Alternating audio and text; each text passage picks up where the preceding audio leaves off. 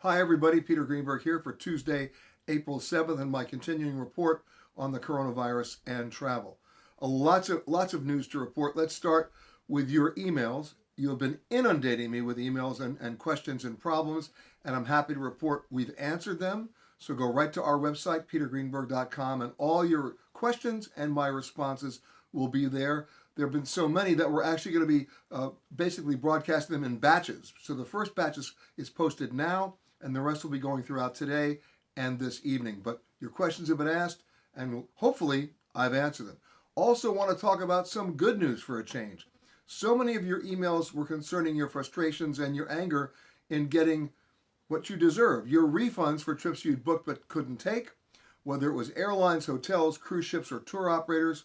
The airlines were particularly guilty of this, steering you to get vouchers when they should have been issuing refunds. If you see my previous reports, you know I reminded them of the existing Department of Transportation rule that specifically states that if the airline cancels the trip, not you, but if the airline cancels the trip, you're entitled to a full refund back to the original form of payment. I even quoted from some of the contracts of carriage on the airline's own websites, like Delta, which says the exact same thing.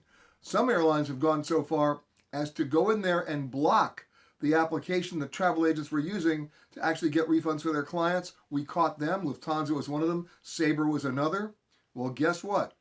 Last Friday and over the weekend, the Department of Transportation issued a formal notice to the airlines that they were in violation of that rule and that the DOT would take enforcement action if they didn't start immediately processing refunds, which the airlines have now started to do.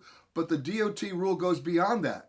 If the airline never told you you could get a refund and only told you could get a voucher, contact the airline. They will cancel the voucher and get you a refund.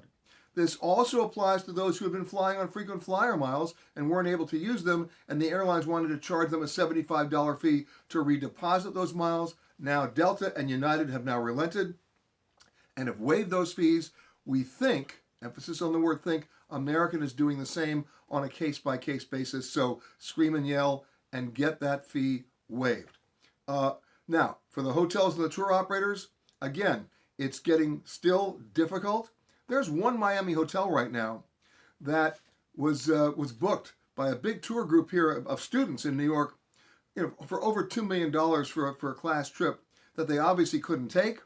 By the way, the hotel is closed, and the hotel won't refund their money and won't even give them their deposit back. In fact, they're insisting on getting the rest of the money for a trip that they obviously can't take. Can you repeat after me? Court?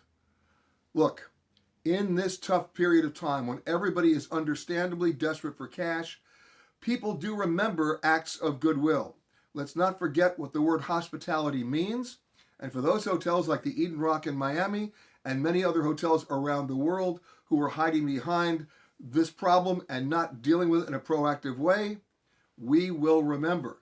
And if you have that problem still, let me know. We will go after them as well. Remember, even the foreign carriers on the airlines, I'm going to go back to that for a second. If an airline, doesn't have to be a U.S. airline, any international airline that flies either to or from the United States is still subject to that DOT rule, including Lufthansa, Air France, British Airways, you name it.